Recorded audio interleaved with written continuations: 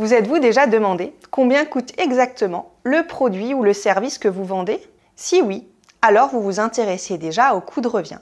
Le coût de revient, c'est tout simplement la somme de tous les coûts qui sont nécessaires à la production d'un bien ou à la réalisation d'un service. Autrement dit, il va venir mesurer précisément combien coûte un produit ou une prestation. Mais pourquoi est-il si important? Parce qu'il est au cœur même de la gestion d'une entreprise. Il va permettre de déterminer le prix de vente, d'analyser la rentabilité de vos produits et surtout de maîtriser et optimiser vos coûts. C'est un indicateur clé pour assurer la compétitivité et la pérennité de l'activité. Pour calculer le coût de revient, vous additionnez deux types de coûts. Les coûts directs, qui sont facilement attribuables à un produit ou à un service précis. Ce sont les matières premières, les composants utilisés spécifiquement pour ce produit, la main-d'œuvre directement impliquée dans sa production, des ouvriers spécialisés ou des artisans, ainsi que l'énergie directement consommée pour fabriquer ce produit.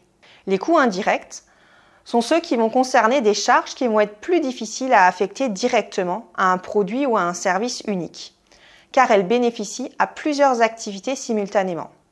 Ce sont par exemple les frais de fonctionnement généraux, comme le loyer, les frais administratifs, l'amortissement des équipements partagés, l'entretien général des locaux, les coûts de supervision et de gestion, ainsi que les dépenses énergétiques liées aux installations globales. Prenons un exemple. Pour fabriquer un vélo, vous additionnez le coût du métal, des pneus, de la main-d'œuvre directe, mais aussi une part des frais généraux comme l'électricité, l'entretien de l'atelier ou encore les coûts administratifs. Tous ces éléments combinés donnent le coût de revient précis du vélo. Cependant, le calcul du coût de revient présente plusieurs défis importants. Répartition complexe des coûts indirects dans des entreprises diversifiées, l'actualisation régulière face aux fluctuations des coûts, de la matière première ou de l'énergie, et l'intégration des coûts cachés ou difficilement quantifiables. Par ailleurs, le coût de revient évolue selon les stratégies d'approvisionnement, la productivité des équipes ou encore l'efficacité des processus internes. Maîtriser ce coût implique une analyse régulière des flux de production et des conditions de marché, renforçant ainsi la compétitivité de l'entreprise.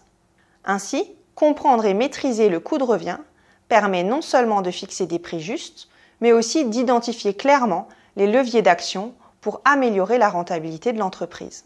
Une entreprise capable de maîtriser ses coûts pourra ainsi prendre de meilleures décisions stratégiques, mieux négocier avec ses fournisseurs et améliorer continuellement sa performance.